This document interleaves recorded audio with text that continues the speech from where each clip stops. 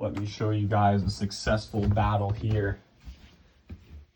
Just redid the whole toilet system in this boat. Look at that. Hold and vacuum pressure. Yes, sir.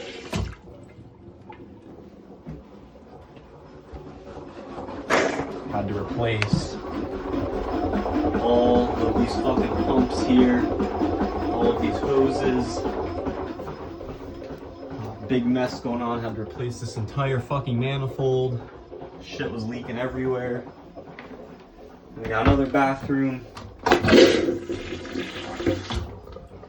There we go.